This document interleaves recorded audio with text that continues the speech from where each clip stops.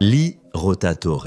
L'après-midi du 25 juin 1982, le département de police de Council Bluffs a été appelé sur les lieux d'un crime horrible, lorsque les femmes de ménage de l'hôtel ont trouvé le corps ensanglanté d'une jeune femme dans la chambre 106 du Best Western Frontier Motor Lodge Motel situé au 2216 27e avenue à Council Bluffs, Iowa. La femme, toujours vêtue de son pyjama, était allongée sur le dos dans une mare de sang du côté droit du lit. Il n'y avait aucun signe de lutte ou d'effraction et la victime était morte d'une seule blessure à l'arme blanche au cœur infligée de l'avant. Elle était morte environ 12 heures avant d'être trouvée. Les registres de l'hôtel ont rapidement identifié la femme comme étant 32 ans de Nunica, Michigan. Lee résidait à l'hôtel depuis environ une semaine avant son décès. Elle était en logement temporaire, pendant qu'elle se formait pour son nouveau poste de directrice du service alimentaire à l'hôpital Jenny Edmondson à Council Bluffs. L'aînée de 4 enfants, Lee avait grandi en périphérie de Rochester, Minnesota, et était décrite comme une femme discrète qui était une fille de la ferme dans l'âme. Elle a fréquenté l'université du Wisconsin, où elle a obtenu une licence en service diététique, puis a poursuivi pour obtenir son master en nutrition alimentaire. Un détective qui a recueilli des informations sur la trentenaire a noté « Je n'ai parlé à personne qui ne l'aimait pas ». Étant bien aimée et discrète, les enquêteurs ont eu du mal à cerner un motif pour l'horrible crime. Bien que sa montre, sa bague et son portefeuille aient disparu de sa chambre, le capitaine de police Eldon Jones a déclaré aux médias qu'il n'était pas certain que le vol était le véritable motif, notant que la chambre de Lee n'avait pas été saccagée ou détruite comme si quelqu'un cherchait quelque chose. Pendant ce temps, le médecin légiste du comté de Pottawatomie, le docteur Samuel Rosa, a évoqué la possibilité que le meurtre ait pu être motivé sexuellement. Mais Jones a noté qu'il n'y avait aucune preuve concluante pour étayer cette théorie. En retraçant ses derniers mouvements, les autorités ont découvert que plus tôt ce jour-là, Lee était allé naviguer sur le lac Manawa avec certains de ses nouveaux amis de l'hôpital. Le groupe s'est séparé à la tombée de la nuit et la trentenaire a pris un McDonald's en rentrant. Personne de l'hôtel n'a vu Lee entrer dans sa chambre, les employés du fast-food ont été les derniers à la voir en vie. Les enquêteurs ont noté que la proximité de l'hôtel avec l'Interstate 29 à 80 signifiait que le tueur pouvait être à 5 pieds ou à 1000 miles de distance. Ils ont également déclaré que Lee n'avait acheté assez de nourriture que pour une personne. De retour dans le Michigan, le mari de Lee, Gerald Stanley Jerry Nemka, l'attendait. Le couple s'était marié pour la première fois le 15 août 1978 à Madison, Wisconsin, avant de divorcer en 1979. Ils se sont remariés en décembre 1981 après avoir ravivé leur relation. Bien que Jerry et Lee n'aient pas eu d'enfants ensemble, Lee avait décidé de garder le nom de son premier mari parce qu'ils avaient un fils de 11 ans qui vivait avec lui à Chicago. Elle aurait également gardé le nom pour des raisons professionnelles. Au moment du décès de Lee, Jerry travaillait à temps partiel comme livreur pour un fleuriste et à temps partiel dans une station-service. En regardant de plus près, cependant, les détectives ont découvert qu'en mai 1960, Jerry, qui avait 17 ans à l'époque, avait été interrogé à Starved Rock, dans l'Illinois, en relation avec les meurtres de 3 jeunes femmes et le passage à tabac mortel d'une serveuse de 16 ans de Chicago, nommée Marilyn Duncan. Lorsque la police a attrapé Jerry, il conduisait un véhicule volé du côté nord-ouest, la même zone où Marilyn avait été attaquée le 29 avril, moins d'une semaine plus tôt. Dans un article du 9 mai 1960 du Chicago Tribune, Jerry a avoué l'avoir violée, étranglée et battue. Pendant son séjour en prison, il a été autorisé à rendre visite à sa mère pendant une semaine en raison de son bon comportement, mais il a fini par s'enfuir, bien qu'il ait finalement été appréhendé. Il n'est pas clair si Jerry avait un alibi au moment du meurtre de sa femme ou s'il a jamais été considéré comme un suspect. L'arme du crime dans l'affaire du meurtre de Lee n'a jamais été retrouvée et l'affaire reste non résolue. Cependant, certains pensent qu'il pourrait être lié à un autre cas similaire, bien qu'il n'y ait jusqu'à présent aucune preuve pour le prouver. Linda Mayfield est née dans le Nebraska le 8 août 1960. Le 9 avril 1982, quelques mois avant le meurtre de Lee, les autorités ont été appelées au Starlight Motel à 3320 West Broadway à Council Bluffs à 2h18 du matin. Il y avait des rapports d'une perturbation impliquant un homme brandissant un couteau. Les officiers sont rapidement arrivés sur les lieux et ont trouvé Linda Mayfield, âgée de 21 ans, effondrée face contre terre près de la porte du bureau nord. Elle avait été poignardée à de multiples reprises, au visage, à la poitrine, à l'estomac, à la main et aux pieds. Bien qu'elle ait été emmenée à l'hôpital Mercy à Council Bluffs, elle est décédée en chirurgie à 4h du matin. Un ami de Linda, témoin du crime, a fourni aux enquêteurs une description détaillée de l'agresseur. Il est décrit comme étant un homme blanc âgé de 26 à 28 ans, mesurant entre 1,70 m et 1,78 m et était rasé de près. Il portait une veste en jean bleu, un pullover bleu clair et un jean bleu. Le témoin a aussi remarqué que l'homme avait de nombreux poils corporels qui dépassaient de son col. Il pensait qu'il se faisait appeler Chris, mais malgré cette description et une illustration de l'homme, il n'a jamais été identifié et l'affaire de Linda n'a jamais été résolue. Si vous avez des informations sur le cas de Lee ou de Linda, vous pouvez appeler Council Bluffs, Crime Stoppers au 7 123 28 7867 ou la division d'investigation criminelle du département de police de Council Bluffs au 7 123 284 765. Jessica Kinsey. Née le 16 février 1981, Jessica Ann Kinsey était une jeune fille ordinaire dans les années 1990. Elle a fréquenté l'Union Middle School à Union, Missouri, et a été décrite par ses proches comme une fille timide qui s'épanouissait lorsqu'elle était avec ses amis, devenant plus extravertie. Et sortante, elle aimait aussi le film Dirty Dancing et aimait nager, camper pendant les mois d'été et jouer avec son chien Max. Sa couleur préférée était le vert chasseur et les murs de sa chambre avaient été peints exactement dans cette teinte le jour de la Saint-Étienne en 1995. Jessica a quitté la maison pour aller rendre visite à l'une de ses amies. Elle devait appeler sa mère Mary à 5 h de l'après-midi pour lui dire si elle rentrerait ou non pour le dîner. Mais cet appel téléphonique n'est jamais arrivé. Une fois chez son amie, Jessica a été récupérée par 23 ans, le fils de l'ami de sa mère. Selon les rapports, Hopkins a payé un ami, Mark Henderson, pour que le duo fasse un tour dans sa Chevrolet Cavalier bicolore Aqua de 1994. Selon la déclaration de Henderson à la police, pendant le trajet, Jessica était morose et silencieuse, tandis que Hopkins disait que l'adolescente de 14 ans attendait son enfant et qu'ils allaient se marier à Niagara Falls, New York. Hopkins a même montré des bagues de mariage à Henderson. Les deux hommes et Jessica se sont enregistrés au Dollar Inn dans le bloc des Mills de North Main Street à Cloverdale, Indiana, pendant les premières heures de la soirée. Jessica et Hopkins sont restés dans la chambre 222, tandis que Henderson est resté seul dans la chambre 224. Au milieu de la nuit, Henderson a affirmé avoir entendu des bruits forts provenant de la chambre de Jessica, notant qu'à un moment donné, il semblait qu'un corps avait été jeté contre un mur. Cependant, lorsque Henderson est allé confronter le couple à propos du bruit, Hopkins a prétendu que les deux étaient engagés dans, je cite, « des rapports sexuels brutaux » et que ce n'était rien d'inquiétant. Le lendemain, Henderson s'est réveillé pour trouver la chambre 222 vide et sa voiture disparue. Il a aussitôt signalé le vol de sa voiture. Par la suite, les enquêteurs ont découvert que Hopkins avait mis en gage la bague de mariage de sa grand-mère à Paris, Tennessee, à 300 miles de Cloverdale plus tard le 27e, le jour où lui et Jessica ont disparu de l'hôtel. Moins de 2 semaines plus tard, le véhicule de Henderson a été retrouvé abandonné à Compton, en Californie. Les détectives ont découvert que Hopkins travaillait dans la région dans un glacier local. Selon des témoins, une fille ressemblant à Jessica a été aperçue avec Hopkins, laissant penser aux enquêteurs que l'adolescente de 14 ans l'avait accompagnée à Compton. Cependant, Jessica a complètement disparu depuis. À la fin du printemps ou au début de l'été 1996, Jimmy Hopkins est retourné seul au Missouri. Les enquêteurs n'ont pas pu le contacter avant plusieurs mois plus tard, en novembre de cette année-là. Hopkins a nié avoir fait du mal à Jessica, affirmant aux enquêteurs l'avoir vue pour la dernière fois à Hollywood, en Californie, où elle logeait dans un hôtel avec un Mexicain nommé Capone. Cependant, l'adresse de l'hôtel que Hopkins a donné aux enquêteurs les a conduits à un terrain vacant. Il a donné des versions contradictoires sur sa localisation à ceux qui l'interrogeaient. Hopkins a apparemment avoué à plusieurs personnes avoir tué Jessica et s'être débarrassé de son corps.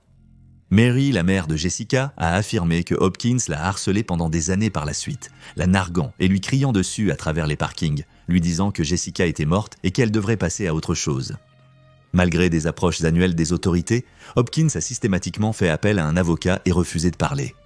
La mère de Jessica et ses amis ont dit aux enquêteurs que la jeune fille au-dessus de 14 ans ne sortait pas avec Hopkins au moment de sa disparition et qu'elle n'avait jamais été romantiquement impliquée avec lui. Selon le projet Charlie, Mary a également déclaré qu'elle savait pour des raisons médicales que Jessica ne pouvait pas être enceinte. Les amis de Jessica ont noté qu'elle n'avait jamais mentionné avoir un petit ami. Ni la famille, ni les amis ne croyaient que la jeune fille de 14 ans avait fui la maison de son propre gré.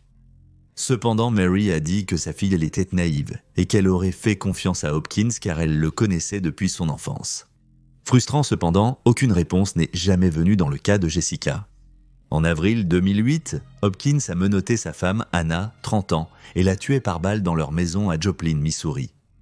Il s'est ensuite suicidé avec l'arme. Il avait 35 ans et a laissé les 2 enfants du couple sans parents. Bien que Hopkins n'ait jamais été inculpé en relation avec la disparition de Jessica, Mary ainsi que les enquêteurs croient qu'il est responsable.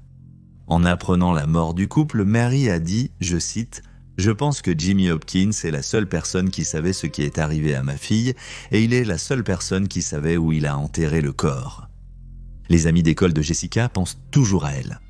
Sa meilleure amie à l'âge de 14 ans, Eileen Thompson, croit que Jessica l'aurait appelée si elle s'était enfuie et qu'elle n'aurait gardé aucune relation secrète d'elle. Chez elle, Eileen a toujours une photo accrochée des 2 filles en train de fabriquer des bijoux ensemble lors d'une réunion des Girl Scouts. Elle a dit au Saint-Louis Post, je cite, « Je me demande tous les jours comment elle serait. Nous serions toujours les meilleures amies. Nous parlerions sûrement tous les jours. » Le cas de Jessica reste non résolu, ses parents ont quitté Union en 1998 et ont déménagé à Independence, Missouri. Jessica Ann Kinsey, âgée de 14 ans, a été vue pour la dernière fois par ses proches le 26 décembre 1995 à Cloverdale, Indiana. Elle a été récupérée chez son ami par Jimmy Hopkins, un ami de la famille âgé de 23 ans, et son ami Mark Anderson, et n'est jamais rentré chez elle par la suite. Au moment de sa disparition, Jessica mesurait 5 pieds 5 et pesait 160 livres. C'est une femme blanche, aux cheveux bruns, aux yeux noisettes et aux oreilles percées. Elle porte des lunettes et a une petite cicatrice sur l'avant-bras gauche près du coude. Elle pourrait avoir le nom Capone tatoué à l'arrière de son cou. On ne sait pas d'où vient cette idée, mais elle a probablement été rapportée aux autorités par Hopkins, qui prétendait que Jessica était partie avec un Mexicain nommé Capone. Jessica a été vue pour la dernière fois portant un col roulé blanc, un sweatshirt vert, une veste en cuir verte, un jean Levi vert foncé et des baskets noires. Elle avait un élastique à cheveux ou un chouchou de couleur vert chasseur dans ses cheveux. Si elle est toujours en vie, elle aura 40 ans. Si vous avez des informations sur la disparition de Jessica, vous pouvez appeler le département de police de l'Union au 63 658 35700. Donald Fraser. Né à Queensland, Australie, le 10 avril 1892, Donald Fraser a déménagé avec sa famille en Nouvelle-Zélande en 1909. Ici, il a pris un poste de chauffeur de locomotive. Mais le poste n'a pas duré longtemps, car Donald était argumentatif et violent, et a fini par se battre physiquement avec un autre collègue, ce qui a abouti à son licenciement. Après cela, Donald a travaillé dans un certain nombre de métiers différents, mais il préférait être son propre patron et a trouvé que la gestion d'hôtel était son poste idéal. En 1915, il a épousé Elizabeth Walton, une femme petite, aux cheveux blonds et aux yeux bleus. Le couple a eu leur premier enfant, une fille nommée Joyce, 1 an plus tard, et en 1926, ils ont eu leur premier fils, Cluta. Le couple a géré divers hôtels ensemble et en 1929, ils ont repris l'hôtel Riccarton Racecourse à Christchurch qui a été construit en 1883. Le soir du 17 novembre 1933, Donald et Elizabeth ont pris un verre avec leurs invités au bar de l'hôtel. À l'époque, les pubs néo-zélandais ne pouvaient vendre de l'alcool que jusqu'à 18 h, mais Donald, qui était quelque peu un transgresseur de règles, a ignoré cette loi et a réussi, pendant un certain temps, à servir ses invités jusqu'aux heures tardives de la nuit. Grand buveur, Donald était rapidement ivre. On disait souvent qu'il était un homme particulièrement abrasif, querelleur et violent lorsqu'il consommait de l'alcool. Mais en cette occasion, il a évité de se heurter à quiconque, et peu avant minuit, lui et Elizabeth se sont dirigés vers leur chambre alors que les clients de l'hôtel commençaient à sortir du bar. À 11h45, le couple était prêt à aller au lit. Selon le récit d'Elizabeth de la soirée, la porte a claqué juste avant que le couple ne s'endorme, alors Donald est allé voir qui c'était. Cependant, elle s'est endormie avant le retour de son mari et a été réveillée par une forte explosion lorsque Donald a été abattu avec un fusil à double canon pendant qu'il dormait à côté d'elle dans le lit. L'enquête policière qui a suivi le meurtre de Donald a été l'une des plus vastes et des plus exhaustives de l'histoire de la Nouvelle-Zélande. Les autorités ont suivi de nombreuses pistes d'enquête, parcourant le pays pour interroger des suspects et suivre des indices.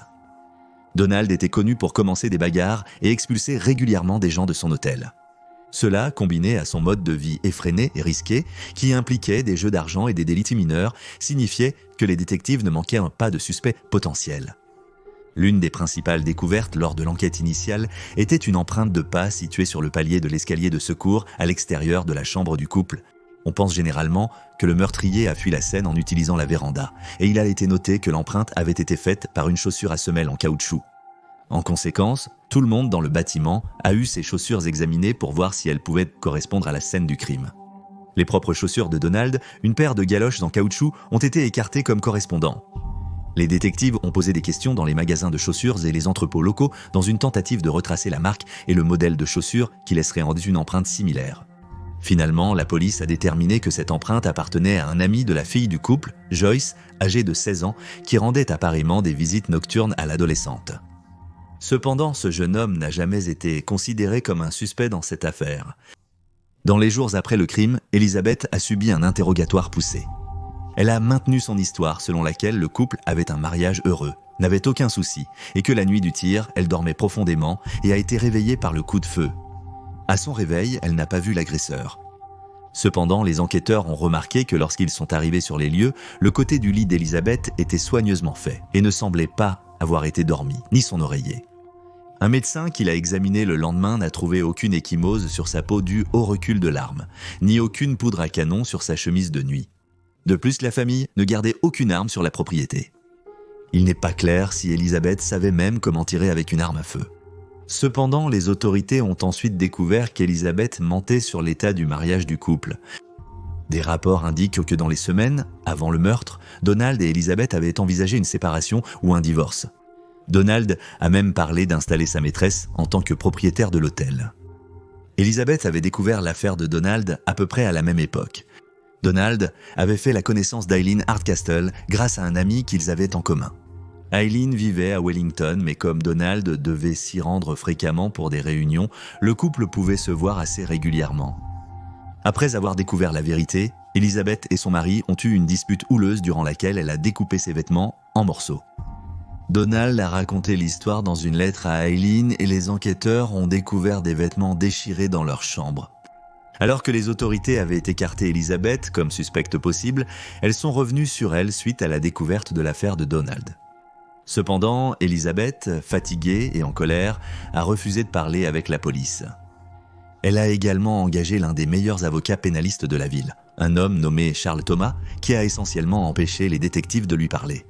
En conséquence, les enquêteurs ont commencé à poser des questions dans le but de recueillir des informations sur Elizabeth et n'ont pas été surpris de découvrir qu'elle était considérée tout aussi antipathique que son mari. Un élément de preuve intéressant qui a été trouvé est que les cartouches de fusil récupérées de la mer provenaient de la côte ouest, une région qu'Elizabeth avait visitée juste un mois avant que le crime ne soit commis. C'était à la mi-1934 que l'enquête sur le meurtre de Donald a eu lieu. Le coroner Ed Mosley a conclu que l'homme de 41 ans avait été tué par une ou plusieurs personnes inconnues, le tombé de Saint-Rodier séquent. Plus notablement, il a énuméré les noms de ceux qu'il jugeait sincères et fiables pendant l'enquête, sous-entendant que ceux qu'il n'a pas nommés mentaient, déclarant, je cite, « Je laisse au public l'estimation des autres preuves qui ont été présentées devant ce tribunal. Elizabeth a été enregistrée comme étant vague et évasive à la barre. Une grande partie de ce qu'elle a dit pourrait être prouvée comme étant faux. » Quelques jours après la conclusion de l'enquête, Mosley a reçu une lettre intéressante qui se lisait comme suit. « Monsieur Mosley, vous êtes un homme très intelligent, accusant les témoins de dire des mensonges, mais vous êtes sur la mauvaise voie. J'ai tiré sur Donald Fraser comme j'étais tout à fait justifié de le faire, mais vous avez la meilleure partie pour me trouver. » La police a envoyé cette lettre pour être examinée par des experts en écriture, mais cela les a laissés frustrés au point de départ, car seuls 2 des 4 experts interrogés pensaient qu'Elizabeth avait écrit la note. L'absence de preuves physiques a finalement amené la police à théoriser qu'Elizabeth avait orchestré le meurtre, mais n'avait pas elle-même appuyé sur la gâchette. Le meurtre de Donald Fraser reste non résolu. Les autorités n'ont jamais pu accuser Elizabeth, sa femme, par manque de preuves. Les historiens et journalistes d'aujourd'hui théorisent qu'Elizabeth a tué son mari parce qu'elle ne voulait pas perdre le style de vie luxueux et somptueux qu'elle menait grâce à son argent. Elle était sa seule bénéficiaire et a reçu 670 livres après la mort de Donald. Ceci était l'équivalent moderne de 55 700 $ des États-Unis. Après cela, Elisabeth a commencé à fréquenter un pilote de course nommé Charles Chaney, qui a travaillé un temps comme barman dans l'hôtel. Elle a dirigé l'hôtel jusqu'en 1935, puis a déménagé en Nouvelle-Galles du Sud, en Australie, avec Chaney et son fils Cluta. Elle a disparu des registres publics après les années 30, bien que l'on sache que Cluta vivait toujours en Australie pendant les années 50. L'hôtel est toujours en activité de nos jours. Cependant, après l'assassinat de Donald, de nombreux rapports ont fait état de hantises. Le personnel affirmait que les portes claquaient et que les robinets s'ouvraient d'eux-mêmes. Ils avaient l'impression que Donald était toujours là, à la recherche de son meurtrier. Et voilà, vous avez les faits. Partagez vos théories et spéculations dans les commentaires ci-dessous. N'oubliez pas d'aimer cette vidéo et de vous abonner pour soutenir la chaîne. Vous pouvez également nous soutenir sur Patreon pour avoir une chance de voir votre ville natale présentée dans un prochain épisode de Détective Cold Case. Merci de regarder, restez alerte, restez en sécurité et je vous verrai la prochaine fois.